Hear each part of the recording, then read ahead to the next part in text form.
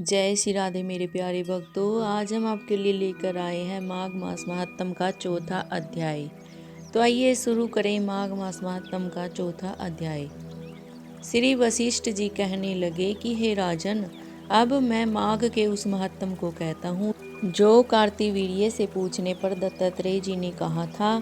जिस समय साक्षात विष्णु के रूप श्री दत्तात्रेय जी सत्या पर्वत पर रहते थे, तब महिष्मति के राजा सहस्त्रा अर्जुन ने उनसे पूछा कि हे योगियों में श्रेष्ठ दत्तात्रेय जी, मैंने सब धर्म सुने, अब कृपा करके मुझे माघ मास का महात्म कहिए। तब दत्तात्रेय जी बोले कि जो नारद जी से ब्रह्मा जी ने कहा था वही माघ महात्म मैं तुमसे कहता हूँ। इस कर्म भूमि भारत में जन्म लेकर जिसने माघ स्नान नहीं किया उसका जन्म निष्फल गया। भगवान की प्रसन्नता, पापों के नाश और स्वर्ग की प्राप्ति के लिए माघ स्नान अवश्य करना चाहिए। यदि यह पुष्ट शुद्ध शरीर माघ स्नान के बिना ही रह जाए तो इसकी रक्षा करने से क्या लाभ। जल में बुलबुले के समान, मक्खी जैसे तुच्छ जंतु के समान यह शरीर माघ स्नान के बिना मरण समान है।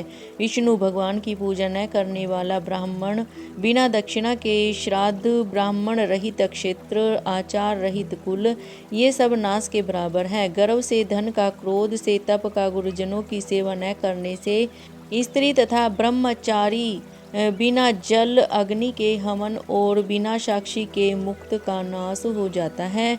जीविका के लिए कहने वाली कथा, अपने ही लिए बनाए हुए भोजन की क्रिया, शूद्र से भिक्षा लेकर किया हुआ यज्ञ तथा कंजूस का धन, यह सब नाश के कारण है। बिना अभ्यास और आलस्य वाली विद्या, असत्यवाणी, विरोध करने वाला राजा, जीविका के लिए तीर्थ यात्रा, जीविका के लिए व्रत, संदेह युक्त मंत्र का जप, व्यग्र चित्त होकर जप करना, वेद न जानने वाले को दान देना, संसार में नास्तिक मत ग्रहण करना, श्रद्धा बिना धार्मिक क्रिया, यह सब व्यर्थ है। उसी तरह माघ स्नान के बिना मनुष्य का जीना व्यर्थ है। ब्रह्माघाती, सोना चुराने वाला, मदिरा पीने वाला, गुरु पानीगामी और इन चारों की संगति करने वाला माघ स्नान से पवित्र होता है।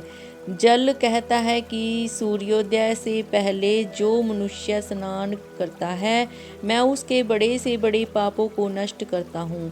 महापातक भी स्नान करने से भस्म हो जाते हैं। माघ मास के स्नान का जब समय आ जाता है तो सब पाप अपने नाश के भय से कांप जाते हैं। जैसे मेघों से युक्त होकर चंद्रमा प्रकाश करता है, वैसे ही श्रेष्ठ मनुष्य माघ में स्नान करके प्रकाशमान होते हैं। काया वाचा मनसा से किए हुए छोटे या बड़े, नए या पुराने, सभी पाप स्नान से नष्ट हो जाते हैं। आलस्य में बिना जाने जो पाप किए हों वह भी नाश को प्राप्त होते हैं। जिस तरह जन्म जन्मांतर के अभ्यास से आध्यात्मिक ज्ञान की प्राप्ति होती है, उसी तरह जन्मांत अभ्यास से ही माघ स्नान में मनुष्य की रुचि होती है।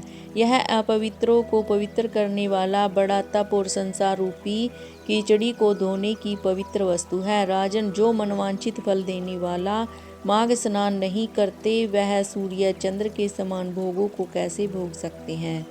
यह माघ मास महात्म का चौथा अध्याय समाप्त हुआ। जय श्री राधे, जय श्री कृष्ण जी की।